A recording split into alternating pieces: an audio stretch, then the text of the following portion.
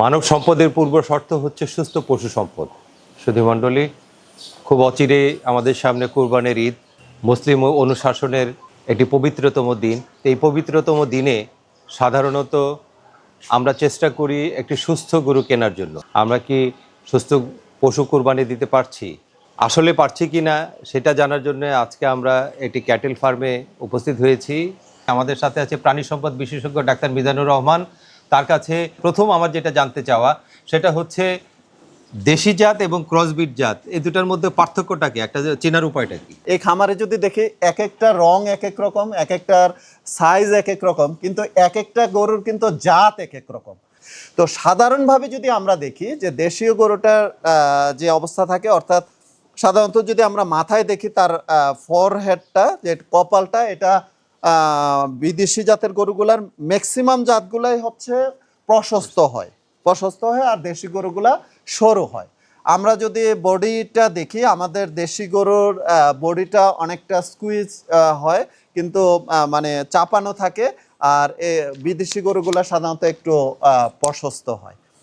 আর কালারের ভিন্নতার ক্ষেত্রে আমাদের দেশি গরুটা সাধারণত ধূসর কালারের, কিছুটা এই ধরনের কালারেরও হয় কিন্তু আরেকটু ধূসর আকৃতির হয়। কিন্তু বিদেশি গরুগুলো আসলে এক একটা হাইব্রিড গরুগুলার এক একটা জাতের এক এক ধরনের ক্যারেক্টার। যেমন এটাও হাইব্রিড। আমরা সাধারণত দেশি গরুর যে চামড়াটা দেখি সেটা অত্যন্ত কম্প্যাক্ট দেখি, একবারে মাংসের সাথে লেগে থাকে এই অবস্থায় দেখি, এবং এটা পাতলা থাকে। কিন্তু বিদেশি গরুগুলার একটু চামড়াটা অনেক সময় আমরা মোটা দেখি এবং কিছুটা ঢিলে ঢালা।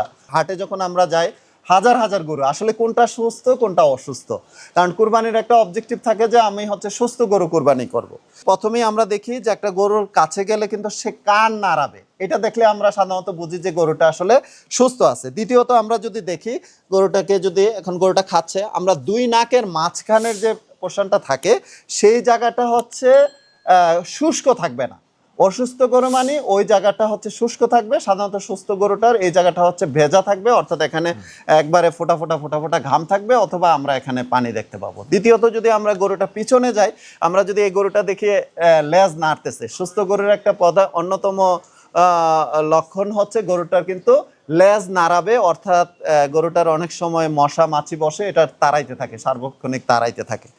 তো গরুতে আমরা দেখি যে গরুর যদি তার পায়খানার রাস্তার আশেপাশে যদি লেগে থাকে, তাহলে আমরা এটাকে বলি যে গরুটা আসলে কোনো না কোনো ধরনের সমস্যায় আছে। আমরা পাতলা পায়খানা থাকতে পারে বা কৃমি আক্রান্ত থাকতে পারে, এই ধরনের সমস্যা দেখি। যে গরুটা কিন্তু সাথে সাথে প্রস্রাব করার একটা প্রবণতা থাকে, ভেরি কমন ক্যারেক্টার। এই বিষয়গুলো দেখে আমরা সাধারণত অল্প কিছু দেখে আমরা সুস্থ এবং অসুস্থর মধ্যে আমরা পার্থক্য। আরেকটা খুব ইম্পর্টেন্ট, আপনারা ডাক্তারি ভাষায় বলেন FMD, food and mouth disease. এটা তো খুবই ইম্পর্টেন্ট, কারণ যদি এফএমডি থাকে সেই গরু তো কুরবানি হওয়ার কথা নয়। তো এটা কিভাবে ডিটেক্ট করা যায়, যদি দর্শকরা যেন বোঝে এইভাবে একটু বলুন। খুরা রোগ বা এফএমডি মানে হচ্ছে ফুট অ্যান্ড মাউথ ডিজিজ, অর্থাৎ এটা আমরা দেখতে পাই হচ্ছে পায়ে এবং হচ্ছে মুখে। তো সেই ক্ষেত্রে এটা একটা ভাইরাল ঘটিত ভাইরাসের দ্বারা সংক্রমিত একটা রোগ। এই রোগ হইলে আমরা যেটা দেখতে পাই, সাধারণত আমরা চোখে যেটা দেখতে পাই যে গরুর খুরটা আমরা যদি দেখি, এখানে খুরের মাঝখানে দেখে এখানে প্রচণ্ড ঘা দেখতে পাই, একেবারে ঘা হয়ে গেছে। অনেক সময় যদি বেশি আক্রান্ত হয়, সেটা একবারে খুরটা এমনভাবে মানে একেবারেই জীর্ণশীর্ণ হয়ে যায় এবং গরু কিন্তু ওই খুর দিয়ে দাঁড়াইতেও পারে না, এই অবস্থায় চলে যায়।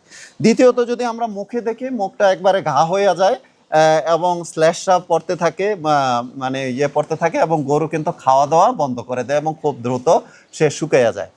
দ্বিতীয়ত যদি আমরা তাপমাত্রা দেখি, যে খুরা রোগ থাকা অবস্থায় সাধারণত আমরা তাপমাত্রা বেশি পাই, লক্ষণগুলো দেখতে পাই। আচ্ছা, আরেকটা আছে গরুর এই যে তাপমাত্রার কথা যদি বলেন, অনেক সময় তো গরুর শরীরে জ্বর আসে, তাপমাত্রা থাকে স্বাভাবিকভাবেই, এইটা বোঝার কোনো উপায় আছে? গরু কি কাঁপবে বা কোনো অস্বস্তি ফিল করলে কি বিষয়গুলো সে? তাপমাত্রাকে আমরা বলি হচ্ছে একটা মানে অ্যানিমেলের যে লক্ষণ, অর্থাৎ যদি তাপমাত্রা নর্মাল থাকে তার মানে যে গরুটা কোনো ধরনের ইনফেকশন বা সংক্রমিত কোনো রোগ নাই, অথবা কোনো ধরনের আঘাত পাইলেও কিন্তু তাপমাত্রা কোনো কারণে বেড়ে যেতে পারে।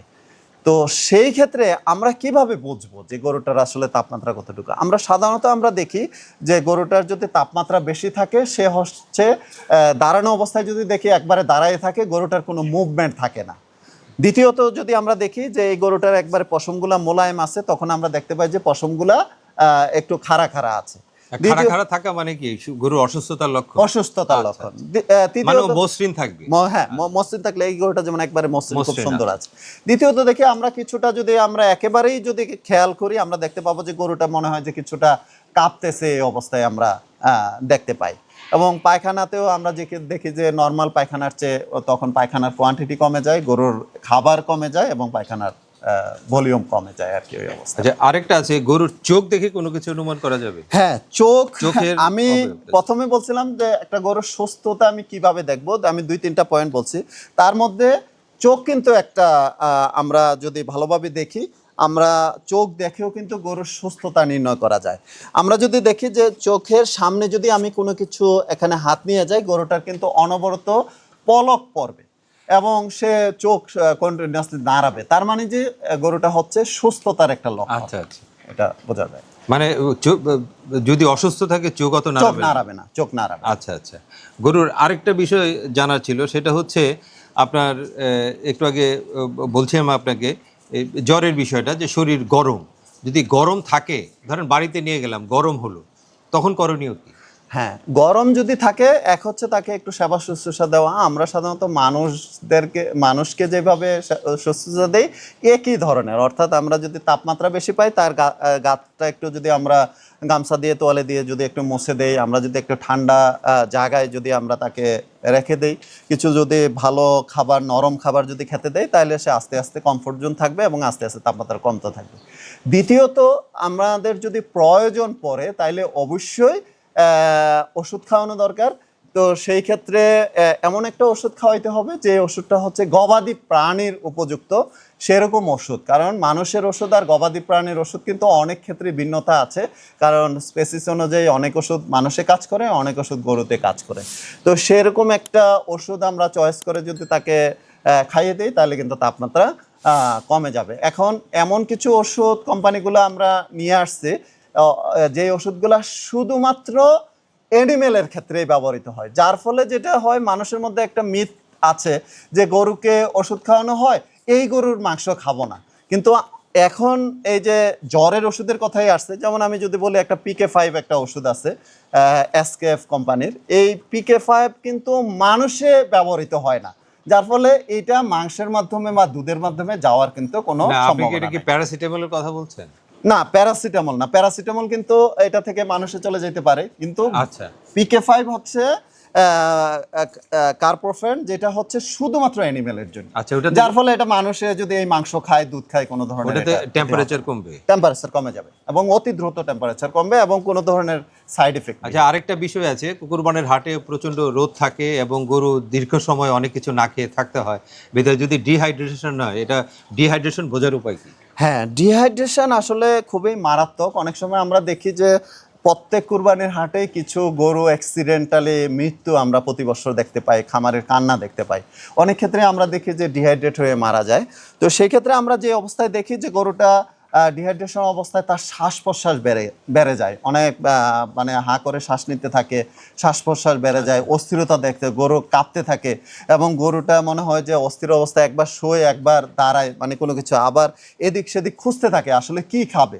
সে শুকনো খড়কুটা খাচ্ছে, আসলে তার দরকার হচ্ছে পানি খাওয়া বা ইলেকট্রোলাইট এই অবস্থায় দেওয়া। তো আমাদের পরামর্শ থাকবে যে এই অবস্থায় অবশ্যই পর্যাপ্ত পানির ব্যবস্থা রাখা হাটে এবং এই কোরবানির পশু যেখানে সংরক্ষণ করা হয় এখানে, এবং সাথে যদি আমরা মানে ওরাল স্যালাইন যেগুলি আছে এগুলা আমরা যদি দেই, তাহলে কিন্তু ডিহাইড্রেটেড হওয়ার সম্ভাবনা একেবারেই কমে যাবে, এই ধরনের সমস্যা হবে না। এবং এখন কিন্তু গবাদি পশুর জন্য তার ডোজে কিন্তু স্যালাইন বাজারে আছে। আমি বলবো যে গবাদি পশুর স্যালাইনে খাওয়ানোর জন্য, যেমন ভ্যাট স্যালাইন আছে নামে, এই ভ্যাট স্যালাইন খাওয়াইতে পারে গবাদি পশুকে পানির সাথে মিশিয়ে। কুরবানির পশু কেনার ক্ষেত্রে আপনার বয়স একটা খুব ইম্পর্টেন্ট। আমরা জানি সাধারণত মিনিমাম 2 বছর বয়স হওয়া উচিত একটা পশুর। তো এই যে বয়স, দাঁত দেখে কিভাবে আপনার বয়স নির্ধারণ করা যায়, এটা যদি একটু বলতেন। বিশেষ করে গরু কুরবানির ক্ষেত্রে 2 বছরের মিনিমাম 2 বছর বয়স যাতে হয়। আমরা যদি ওট কুরবান করি সেই ক্ষেত্রে যাতে মিনিমাম 5 বছর হয়, এবং যদি আমরা বকরি যদি কুরবান করি সেই ক্ষেত্রে যাতে 1 বছরের অধিক হয়। তো সাধারণভাবে একটা গরু হচ্ছে 8টা দাঁত থাকে। একটা প্রাপ্তবয়স্ক যখন হয়ে যায় তখন 8টা দাঁত থাকে। আর এমনি নর্মাল দাঁত গজায় হচ্ছে, আমরা যেটাকে বলি পরিণত দাঁত, সেই দাঁত গজায় হচ্ছে 2 বছর বয়সের পরে।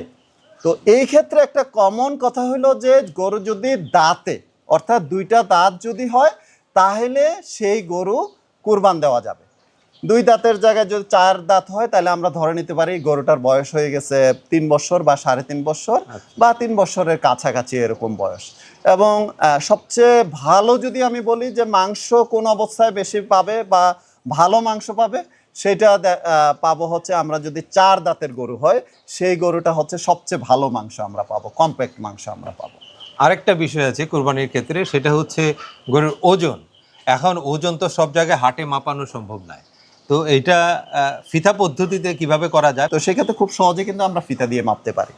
গরুটার এই জায়গা থেকে নেন, এটা নিচে যান, নিচে এটা থেকে এ রাউন্ড এটা কত ইঞ্চিটা মাপতে হবে, এখানে নিচে ধরে এটা ইঞ্চি, এটা একটা মাপ 2 জায়গায় মাপতে হবে। এটা আমরা যদি মাপি, এটা আমরা নিয়ে নিলাম যে মনে করেন এখানে হচ্ছে 60 ইঞ্চি হলো, অর্থাৎ এখান থেকে একবারে রাউন্ড এই কুচটা থেকে শুরু করে রাউন্ড এটা কত ইঞ্চি।